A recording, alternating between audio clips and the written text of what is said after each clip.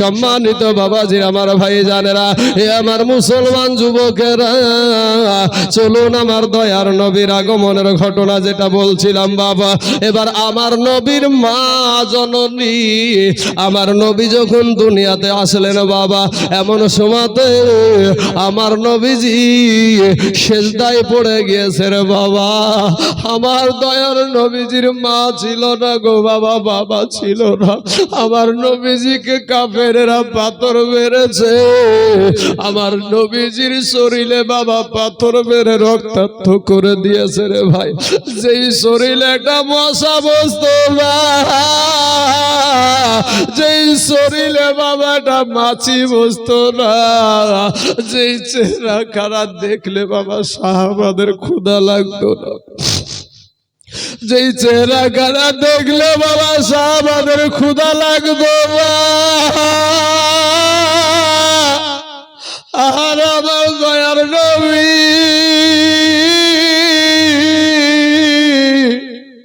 নবী গো, আজকে তোমার পাপী উম্মতেরা স্মরণ করে নবী, একটা বার নবী গো, ইয়া রাসূলুল্লাহ স্বপ্নে একটা বার দেখা দাও। আমাদের দেখার স্বাদ আছে না নাই বাপ?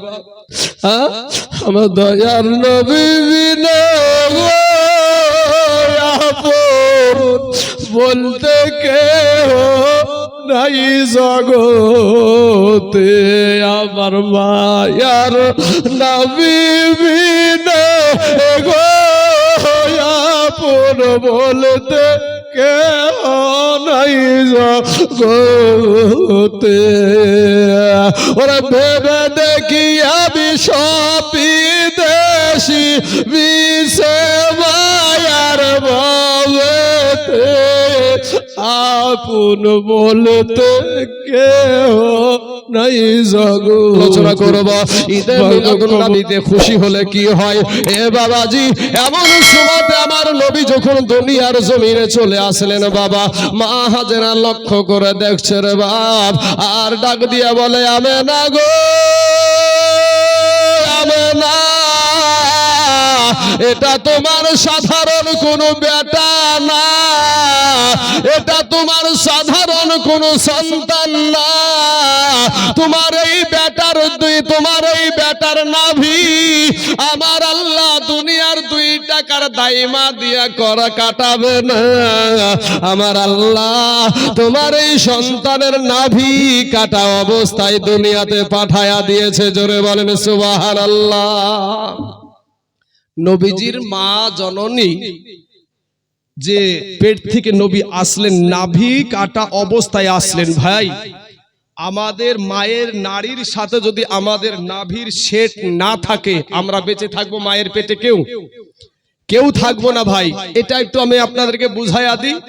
দেখবেন আপনার বিবি, আমার বিবি, আপনার মা, আমার মা, মাসে মাসে অসুখ হয় বাপ, হয় না? মাসে মাসে অসুখ হয়। বাচ্চা যখন পেটে আসে অটোমেটিক ওই অসুখটা ভালো হয়ে যায়, কোনো ডাক্তারের দরকার হয় না, কোনো বাবাজি এমবিবিএস ডাক্তার লাগে না, অটোমেটিক ওই অসুখটা ভালো হয়ে যায়। যেই অসুখটা মাসের পর মাস একবারে মেন তারিখে, একই তারিখে আসতো, ওই অসুখটা হতো, অসুখটা বন্ধ হয়ে গেল। বিষয়টা কি? বিষয়টা হলো এটাই যে আল্লাহর ফারিস্তা দিয়ে আপনার নাভির সাথে মায়ের নারীর সাথে সেট করে দিয়ে ওই রক্তটা আপনার শরীরে পুশ করে আমার আল্লাহ আপনাকে মায়ের পেটে জীবিত রাখে। জোরে বলেন সুবহানাল্লাহ। এবার এখানে বুঝুন, নাভির তো নাভি কাটা অবস্থায় এসেছে, অতএব নবীও যা আমরাও তা নয়। ঠিক না? বুঝতে পারছেন তো কথাটা? নবীও যা আমরাও তা নয়। মুসলমান মা হাজেরা আরেকবার নজর করে দেখে আর ডাক দিয়ে বলে আমেনা গো, আমেনা, এটা তোমার সাধারণ কোনো বেটা না, এটা তোমার সাধারণ কোনো সন্তান না, তোমার বেটা আর খাতনা, তোমার বেটার মুসলমানি দুনিয়ার 2 টাকার হাজাম দিয়া বাবা করাবে না। আমার আল্লাহ খাতনা করা অবস্থাতেই দুনিয়াতে পাঠায়া দিয়েছে। জোরে বলেন সুবহানাল্লাহ। মুসলমান ভাইজান এ হলো আমাদের নবী। যাই হোক বাবাজি, সারমর্ম কথা হলো আমার নবী যখনই দুনিয়াতে আসলেন, খোদার কসম করে বলি বাবাজি, পুরা ঘর নবীজির মা আমেনার ঘর একে বাবা নূরে ঝলমল করতে লেগেছে। জোরে বলেন সুবহানাল্লাহ। মা আমেনা বলছে আমার মা মিথ্যা বলতে পারে ভাই, আপনার মা মিথ্যা বলতে পারে, কিন্তু যেই পেটে নবী ছিল সেই পেটটা কি খারাপ পেট হতে পারে বাপ?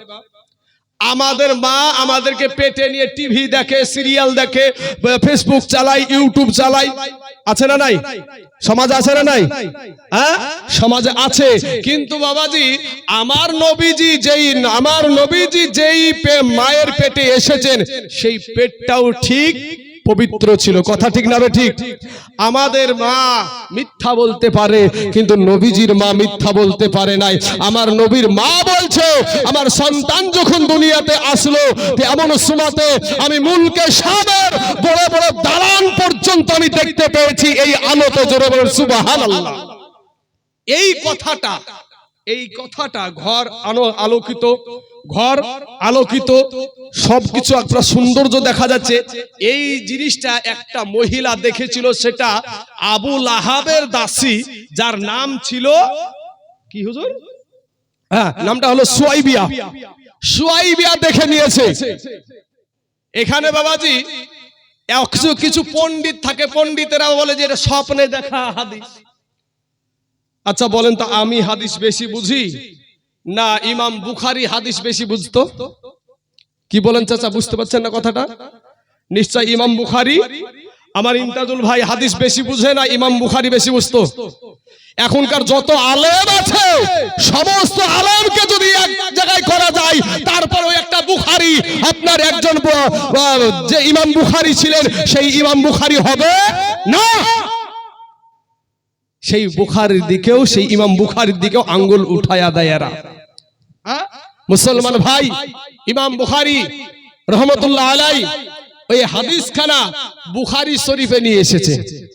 যারা বগলে বুখারী করে দড়ায়, এই বুখারী শরীফে এই হাদিস খানা আছে যে আবু লাহাবের দাসী সুয়াইবিয়া এই জিনিসগুলা, যে সমস্ত নবীর আগমনে যেই অলৌকিক ঘটনাগুলো ঘটছে, এইগুলা দেখে নিজে আর স্থির থাকতে পারছে না। এই কথাটা আমি কাকে বলবো? দেখবেন কিছু কথা আছে মানুষের সঙ্গে শেয়ার করলে আনন্দ পাওয়া যায়, খুশি হওয়া যায় না ভাই? হ্যাঁ, তো এবার বলছে আমি কাকে জানাই। তো এত সুন্দর কথা সর্বপ্রথম আমার মুনিবকে জানাবো, মানে বাড়ির মালিককে জানাবো। বাড়ির মালিকটা বাকে নবীজির আপন চাচা, যার নাম হলো আবু লাহাব। এই আবু লাহাব গলগলি একটা কাফের বাপ, গলগলি একটা কাফের, জীবনে কোনোদিন জান্নাতে যাবে না।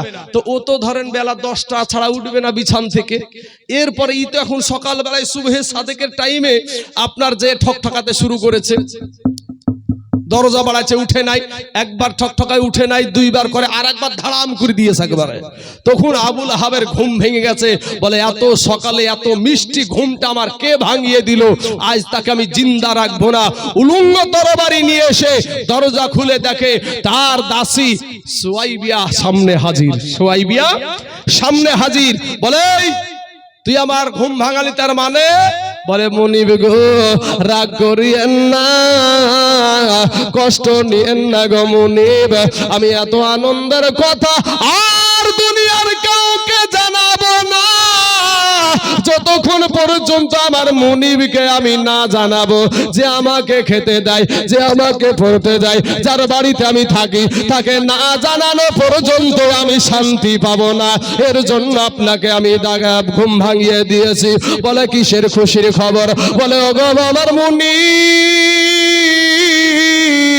আপনার ছোট ভাই আব্দুল্লাহ, তার পেটে একটা সন্তান ছেড়ে গিয়েছিল, ওই সন্তানটা আজ দুনিয়ার জমিনে আগমন করেছে। ওই সন্তানটা আজকে দুনিয়াতে এসেছে, আর তার এত সুন্দর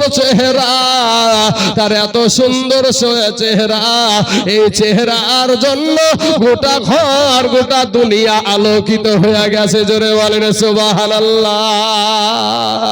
এ বাবাজি, এমন সময়তে ওই গলগলে কাফের আবু লাহাব এত আনন্দ পেল, এত খুশি হলো রে বাবা।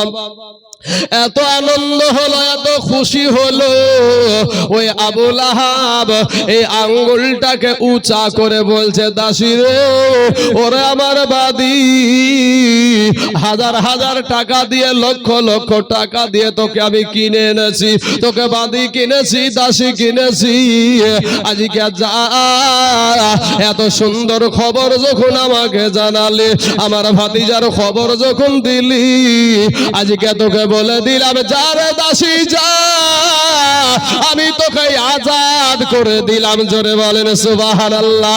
এই আবুল আহাব বাবাজি আপনার দাসীকে আজাদ করে দিয়েছিল নবীর আগমনে খুশি হয়ে। নবীর আগমনে খুশি হয়ে তার একটা বান্দি কিনা দাসীকে কি করলো?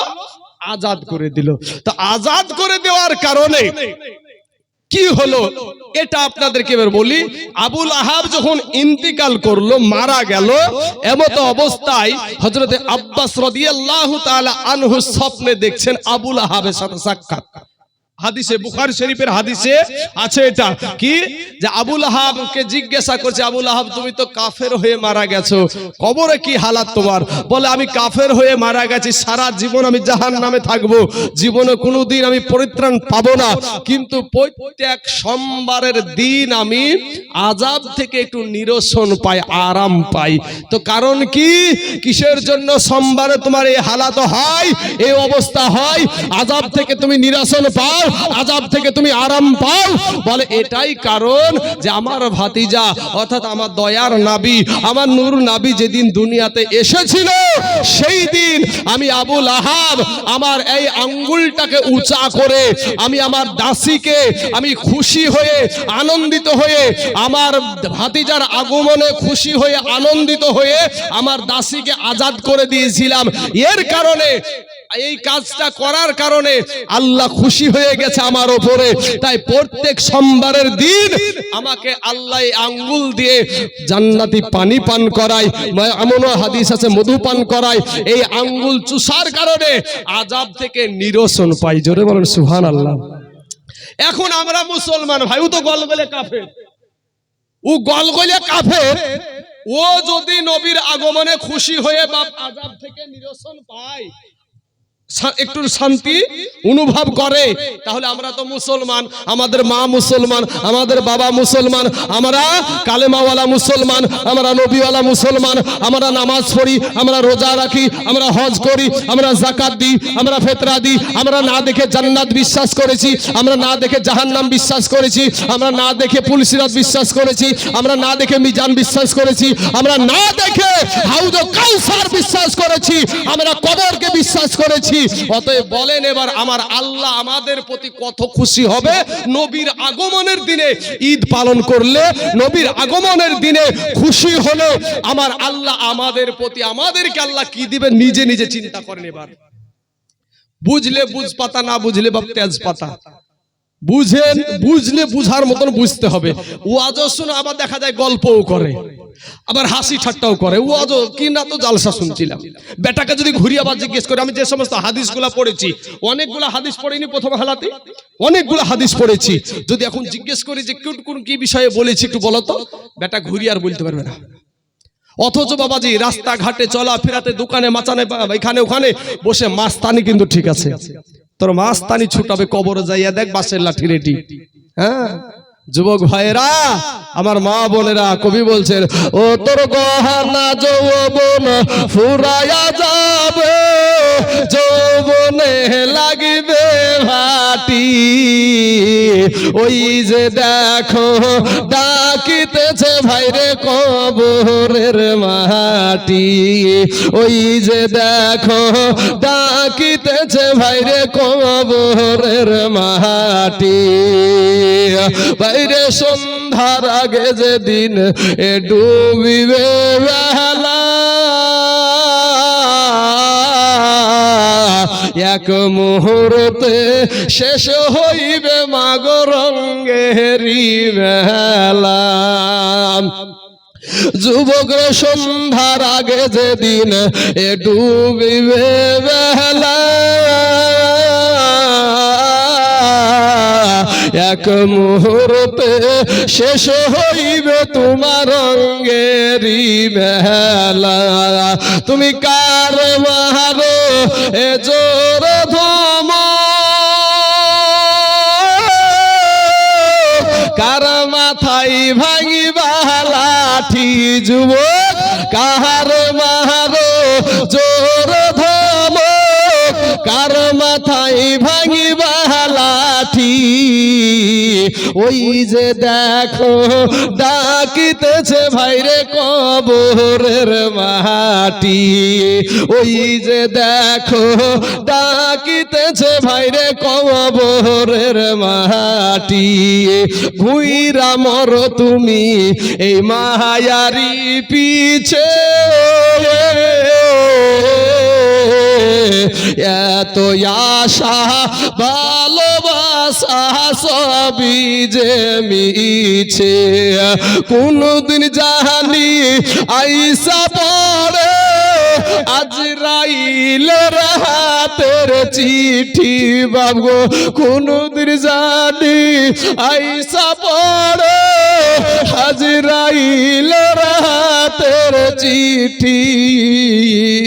ওই যে দেখ রে ডাকিতেছে তোমার কবরের মাটি, ভাইরে খবর পেয়ে আসবে আত্মীয় স্বজন,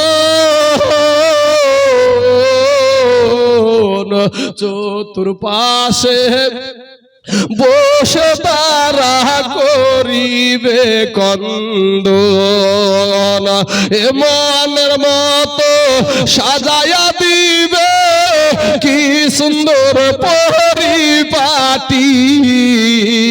ওই যে দেখো ডাকিতেছে বাইরে কবরের মাটি, ওই যে দেখো ডাকিতেছে মাগো কবরের মাটি।